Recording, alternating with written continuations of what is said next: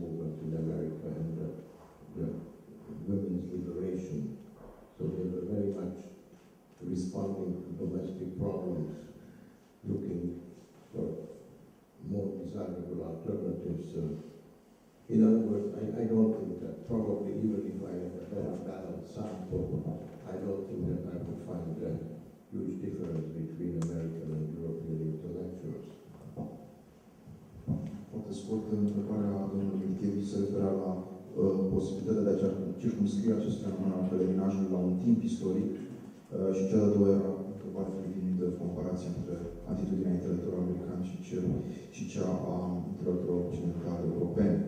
Cred că răspunsul la prima întrebare a fost aceea că da, a fost un timp privilegiat, nașterea Uniunii Sovietice a fost un timp privilegiat pentru această mișcare de pelerinaj intelectual către țările comuniste și poate că anumite momente, cum ar fi criza economică din la sfârșitul anilor 1920 și la începutul anilor 1930, deci criza economică sau războiul din Vietnam, cum a fost în cazul anilor 60, asemenea fenomene pot să stimuleze atracția intelectualilor occidentali către țări străine de tip comunist.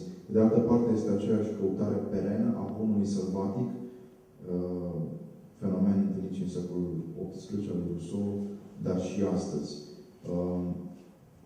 Pe scurt, diferențele între europeni și americani nu sunt atât de mari cât ne-am aștepta. Au existat și britanici, și germani, și francezi care au mers în asemenea pelerinaje și probabil că ei pot fi asumați sub aceeași umbrelă intelectuală occidentală. Alte întrebări?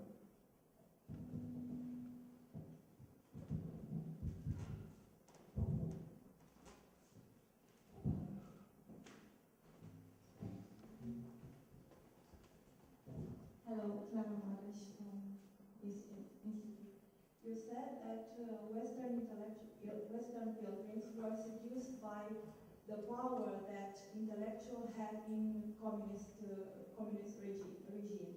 Were they aware by the price that intellectual was paying for this power? And were they aware of those many intellectuals who are not in power, who are facing imprisonment or censorship? You find this conclusion in their tales about their pilgrim?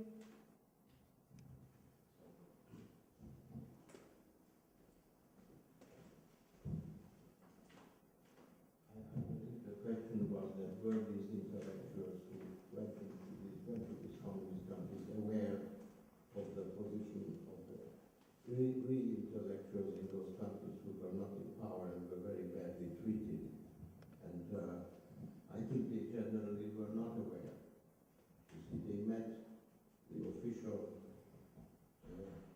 intellectuals, if we can call them intellectuals, or the semi or pseudo-intellectuals who were on purpose introduced to the visitors and who would tell them that their books were printed in millions of copies and how well the intellectuals or writers or painters were treated in these countries. And I don't think, and sometimes, though, there were other instances. I remember when some Western intellectuals actually went to the Soviet Union or China and they wanted to meet a particular writer whom they knew about.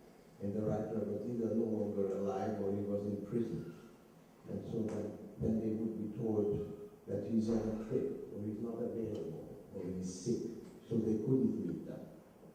So I would say that on the whole, they did not know about the difficulties of the real intellectuals or the dissidents or the social critics in these societies, and they were not. I mean, when the Soviet Union in its latest stages, before it fell apart, when there was a dissident subculture, then it became possible under Brezhnev and under Gorbachev to meet some of the dissidents when the system was not quite as lethally oppressive. But on the whole, there was profound ignorance. Well, once in a while, there was the case with Cuba, that some Western, that was an interesting case and somewhat different from the pattern when there was done, I can't remember his name, a famous Cuban writer who was put in prison and then he made to confess all sorts of things, and he was known to confess things which of course he didn't do. And then some Western intellectuals who were earlier sympathetic to Cuba, including people like Susan Sontag and Sartre, and they signed a protest. And in the case of this intellectual, who was later released and ended his life in the United States, I can't remember his name. So there were a few cases like that. My question, just to pick on that, I mean, would be what triggered their conversion? What made them stop being true believers? I am not sure that, again, depends who you are talking about. Susan Sontag stopped being a true believer in the early 80s. I mean, she was never pro-Soviet, she was pro-Cuba, pro-Castro. But actually there was supposedly a very specific reason why Sontag stopped being a sympathizer, and that was the influence of the Soviet poet, the famous Soviet poet who ended his life, who also got the Nobel Prize. I have trouble with names. Not poet.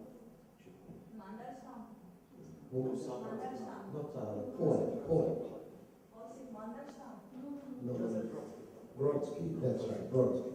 Brodsky and Susan Sontag were close personal friends, and it was his influence on Sontag. I might tell you another little story here which concerns me. Susan Sontag was supposed to review the political pilgrims in the New York Review of Books. And she told me some people who told me that she said she was going to review it very critically, but she never did.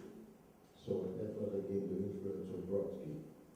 About Sartre, I don't know if Sartre ever really changed his view of the Cuban system, but he's still protesting the fate of this particular Cuban writer.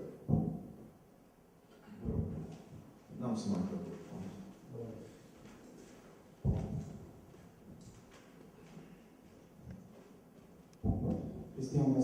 After you published your works on political pilgrims, did the sympathizers of those intellectuals challenge you, and what were the main topics of their critique?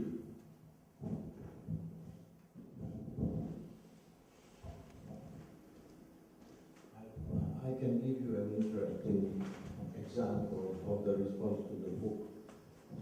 The book got a review in the New York Times book review by Arthur Schlesinger, the famous historian. And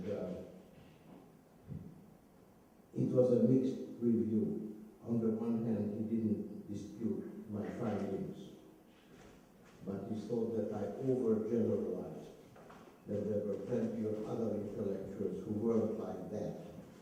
And he also said that another problem with the book was that it confirmed or strengthened the position of conservatives. You know, this reminds me of Sartre said once, that was a famous saying that he didn't want to tell the public what he knew about the Soviet Gulag, because it would have demoralized the French working classes, with this kind of attitude.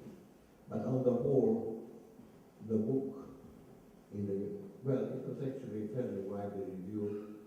The reactions were mixed, you know, depending on the people's political attitudes or beliefs.